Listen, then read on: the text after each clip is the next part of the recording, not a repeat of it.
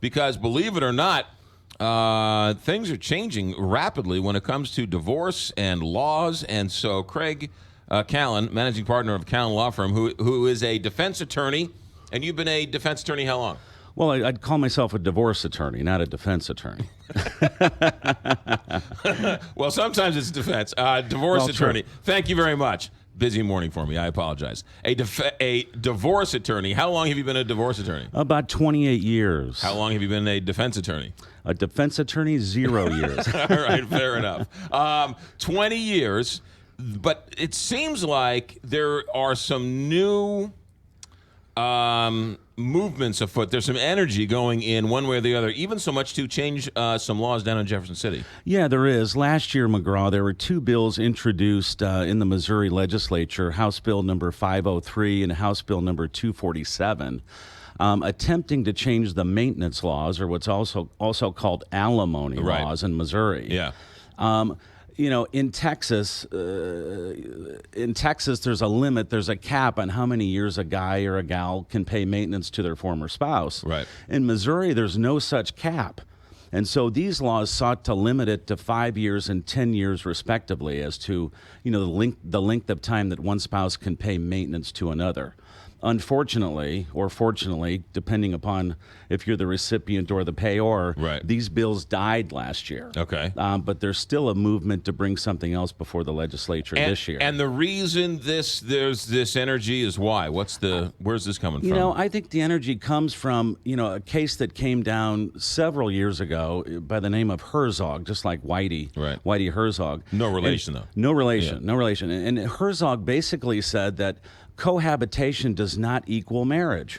Oh, that's interesting. So what's happening is, and you would do it too, I would do it, anybody would do it, if you're in the position where you don't have to legally get married and you can still hit your former spouse for maintenance and alimony, you do it. Right.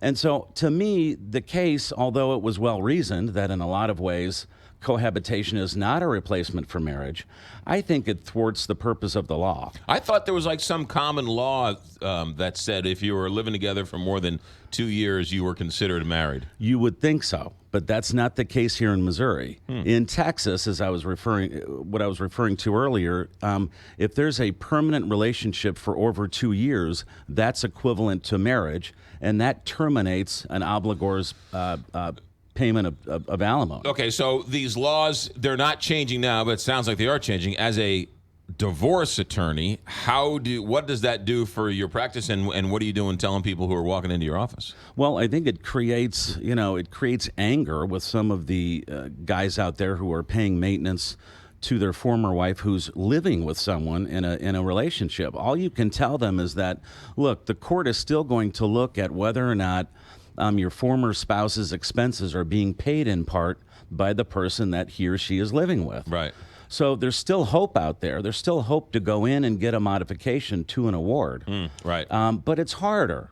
It's harder, to go in and try to prove a third party's contribution to your former spouse's expenses. It's very difficult. What about if these laws? Well, what are the prospects of these laws going into effect this year? I don't think the prospect is good at all. Oh, okay. They died a quick death last year. Right. Okay, and there's movement afoot to try to get them reintroduced. I've contacted both of these legislators who proposed these laws. Right. And there was a great deal of opposition to them, as you can imagine. Right.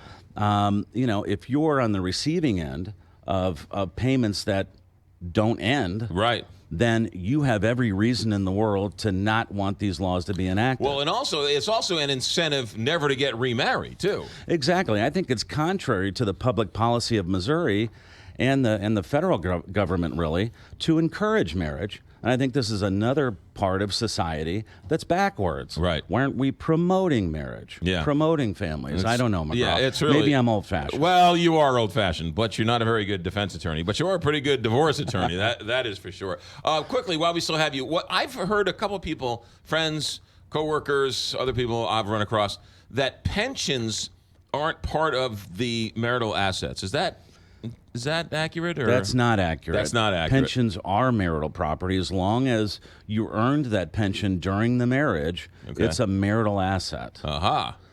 Now, what they might be referring to is that the pension has not yet vested during the marriage, Right. and that doesn't matter.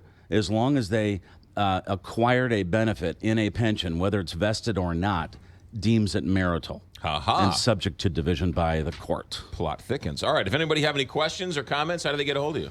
Well, they can get a hold of us at 314-880-2170 or stlouisdivorce.net. That's stlouisdivorce.net. That's Craig Kallen. He's one of the best in town. Kallen Law Firm. He comes and checks in with us once a month. So many questions. So many people were calling us and asking us for information. We just thought we'd get him on once a month to sort of answer some questions. Craig Kallen, managing member of Kallen Law Firm. Thanks for coming in. Thanks, McGraw. You got it. And as a defense attorney, don't call him. Divorce attorney, call him. Yes.